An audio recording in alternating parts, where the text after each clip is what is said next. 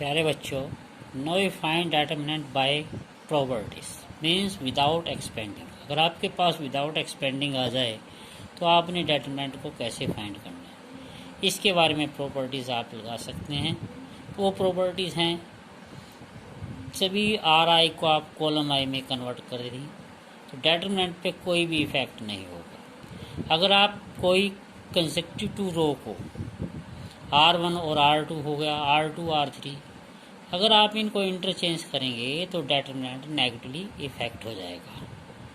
Negative में उसका answer आएगा, आंसर सेम होगा बट नेगेटिवली इफेक्टेड होगा। अगर आप किसी भी रो में स्केलर मल्टीप्लिकेशन से ऐड या सब्ट्रैक्ट करें कोई भी कॉलम में तो डिटरमिनेंट पे कोई भी इफेक्ट नहीं होगा। तो अब देखिए आप, अगर आपके पास 2 रो या 2 कॉलम आइडेंटिकल हो जाएं तो उसका डिटरमिनेंट 0 के इक्वल होगा। फॉर एग्जांपल हमारे को डिटरमिनेंट दिया गया है जिसकी एंट्री फर्स्ट रो की है 3, 8, 6, 6, 15, 12, 7, 17, 14। अब आपने ये देखना है, पहले आपके पास कोई 2 रो या 2 कॉलम सेम हो जाएं तो डिटरमिनेंट आपका 0 हो जाएगा। अब हम क्या करेंगे, थर्ड कॉलम को देखेंगे।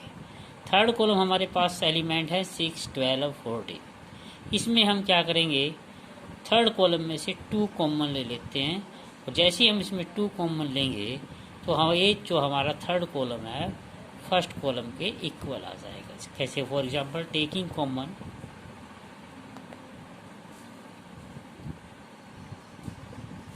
इन 2 इन C3 में कॉमन लेते हैं तो क्या बनेगा, आपके पास 2 कॉमन आ जाएगा। फर्स्ट कॉलम की एंट्री होगी 3, 6, 7। सेकंड कॉलम की एंट्री आएगी 8, 15, 17 और थर्ड कॉलम की एंट्री आ जाएगी, जैसे आप इसमें 2 कॉमन लेते हैं तो आपके पास 3, 6 और 7। अब बच्चों देखिए, आपके पास C1 और C3 इक्वल आ गए हैं। C1 is equal to C3। अब हमने कहा कि अगर 2 रो या 2 कॉलम इक्वल हो जाते हैं तो डिटरमिनेंट 0 के बराबर चले जाते हैं।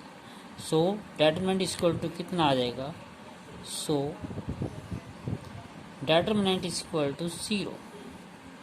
2 इंटू 0 कितना बन जाएगा, इसकी वैल्यू आपके पास 0 आ जाएगी। 2 से मल्टीप्लाई करेंगे 2 into 0 that is equal to 0। बच्चों अब नेक्स्ट क्वेश्चन लेते हैं। Without expand so that the determinant x, first column की एंट्री है x, y, z, second column की एंट्री है a, b, c, third column की एंट्री आपके पास है x plus a, y plus b, z plus c और आपने क्या प्रूव करना है, इसको इज 0 वैनिस्ड।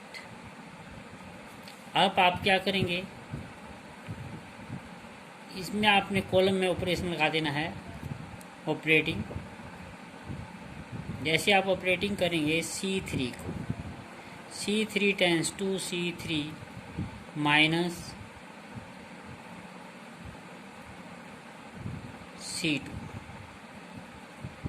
जैसे आप ऑपरेटिंग C3 को करेंगे C3 माइनस C2 तो क्या बनेगा, आपके पास फर्स्ट कॉलम की एंट्री एज इट रहेगी x, y, z, second column की एंट्री भी आपके पास एज इट रहेगी a, b, c। अब आपने क्या करना है, C3 और C2 के कोरस्पॉन्डिंग एलिमेंट को सब्ट्रैक्ट कर देना है। जैसे C3 का फर्स्ट एलिमेंट आपके पास x प्लस a है तो C2 का कोरस्पॉन्डिंग एलिमेंट a है।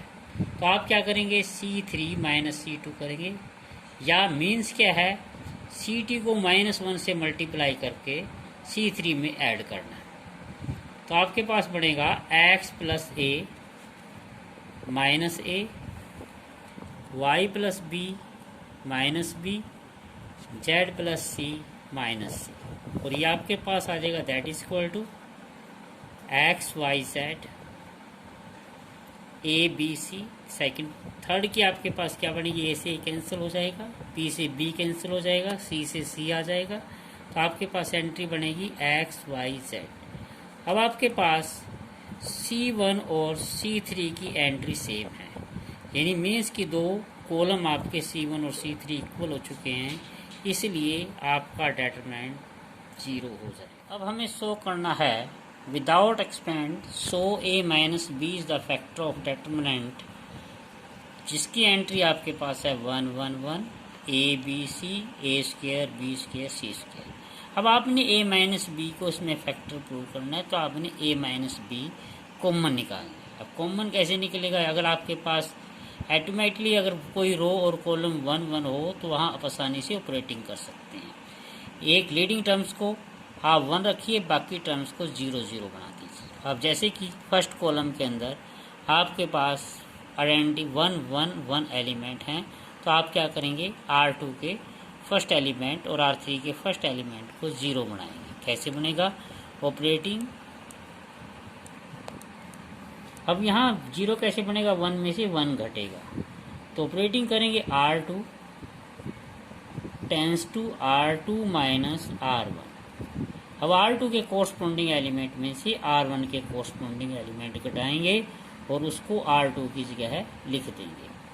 सपोज करो R1 एज इट रहेगा और एंड ऑपरेटिंग साथ में लगा देंगे R3 की।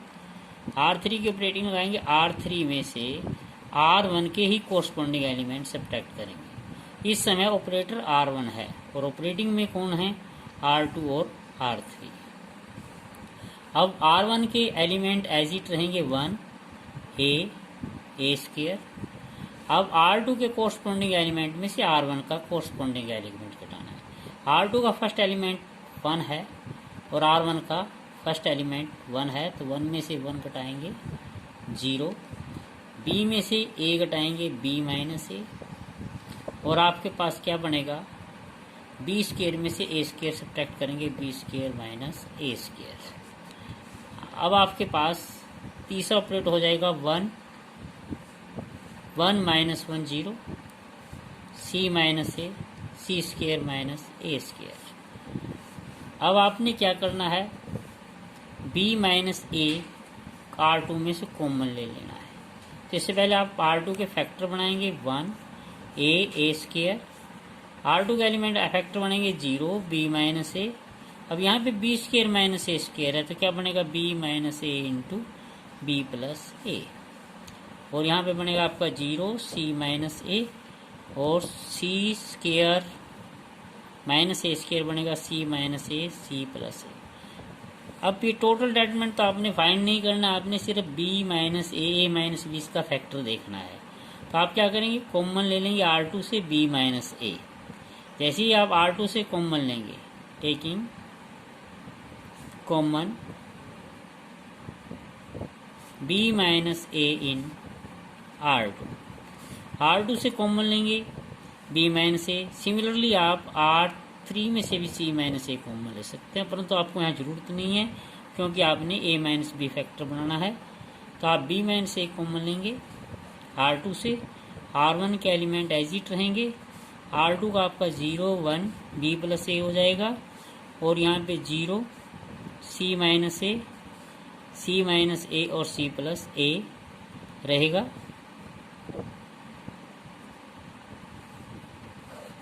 अब B माइनस A में माइनस कॉमन ले लेंगे A माइनस B, और ये आपके पास आ जाएगा 1 A square 0 1 A plus B 0 C minus A C plus A, और यहाँ पर आपका क्या बन गया? A माइनस B डेटरमिनेंट से कॉमन आ गया, so A minus B is factor of determinant.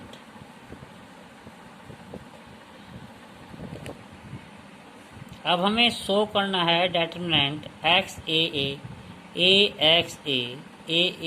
Is equal to X minus A whole square X plus 2A। अब यहाँ पर प्यारे बच्चों आप X माइनस A का फैक्टर भी बना सकते हैं और X प्लस 2A का बना सकते हैं। तो हम यहाँ पर X प्लस 2A का बनाएंगे, तो जब हम कोरस्पोंडिंग एलिमेंट्स को ऐड करेंगे किन्हीं रो और कॉलम में तो डेटरमिनेंट का इफेक्ट नहीं पड़ता।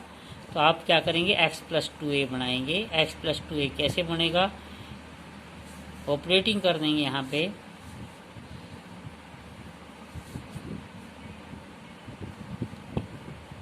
C1 tends to C1 plus C2 plus C3 determinant पे कोई भी इफेक्ट नहीं होगा, कोरस्पॉन्डिंग एलिमेंट स्केलर से मल्टीप्लाई करके ऐड किया जाए। तो C1 के अंदर ऑपरेटिंग है, C1 तो एजिट रहेगा, C2 और C3 में स्केलर मल्टीप्लिकेशन 1 की हो जाएगी। तो ये प्लस 1 और 2 3 जिससे भी स्केलर मल्टीप्लिकेशन हो डेटरमिनेंट पे इफेक्ट नहीं पड़ेगा। तो कोरस्पॉन्डिंग एलिमेंट में अब आपके पास C1 का एलिमेंट आ जाएगा और आपका डेटरमिनेंट आ जाएगा x plus C1 plus C2 plus C3। C1 का कोरस्पॉन्डिंग एलिमेंट x है, C2 का a और C3 का a, इनको ऐड करेंगे x प्लस a कितना बन जाएगा x plus 2a, a plus x plus a। तो a plus x plus a कितना हो जाएगा x प्लस 2a। और अब आपके पास x a प्लस x जोड़ेंगे तो कितना बन जाएगा, ये भी आपका x प्लस 2a बन जाएगा। और बाकी एलिमेंट आपके एजिट रहेंगे, a सेकंड कॉलम के एलिमेंट हैं, थर्ड कॉलम का एलिमेंट बनेगा a x। अब कॉमन लेंगे हम फर्स्ट कॉलम से कॉमन क्या आएगा x plus 2a, taking x plus 2a common from C1। Determinant is equal to x plus 2a आपका कॉमन आ चुका है। और फर्स्ट कॉलम आपका जो एंट्रीज ऑफ एलिमेंट हैं वो 1 1 एलिमेंट बन चुके हैं। a सेकंड कॉलम के एलिमेंट हैं, थर्ड के आपके पास आएंगे a x। अब आपने क्या करना है, किन्हीं दो एलिमेंट्स को 0 बनाना है। तो आप यहाँ ऑपरेटिंग करेंगे, R2 tense to R2 minus R1 and R3 का ऑपरेटिंग भी साथ में कर देंगे क्योंकि इसको भी 0 बनाना है आपने। R3 tense to R3 minus R1। R2 की और R3 की ऑपरेटिंग R1 से करेंगे। अब आपके पास डेटरमिनेंट इज इक्वल टू आ जाएगा x प्लस 2a इंटू, अब आप 1 फर्स्ट रो के एलिमेंट ऐसे रहेंगे 1 a। सेकंड के अब आपके क्या बनेंगे, आपने R2 के कोरस्पॉन्डिंग एलिमेंट में से R1 के घटाने हैं, 1 में से 1 घटाएंगे 0, x में से a घटाएंगे x माइनस a में से a घटाएंगे 0 आ जाएगा। 1 में से 1 घटाएंगे 0, a में से a घटाएंगे 0 और x में से a घटाएंगे x माइनस a। अब आपके पास क्या बनेगा, कॉमन लेंगे आप, common x minus a in R2 और x minus a in R3, taking common x minus a in from R2 and R3। और आपके पास बन जाएगा डेटरमिनेंट is equal to x plus 2a into x minus a और into det 1a 0 1 0 0 0 1। अब आपने क्या करना है, विदाउट आपके दो एलिमेंट 0 हो गए हैं तो जो नॉन जीरो नंबर आपके पास 1 है फर्स्ट कॉलम में, उसकी फर्स्ट रो और फर्स्ट कॉलम को रिसेक्ट करेंगे तो आपके पास बनेगा 1 0 0 1। तो इसका डेटरमिनेंट आपके पास आ जाएगा, ये फर्स्ट रो फर्स्ट कॉलम रिसेक्ट हो जाएगा तो 1 इंटू 1 माइनस 0 1 आ जाएगा। तो आपका डेट आ जाएगा x plus 2a into x minus a into x minus a, क्या बनेगा x माइनस a का होल स्क्वायर इंटू में 1, तो दैट इज इक्वल टू ये हो जाएगा।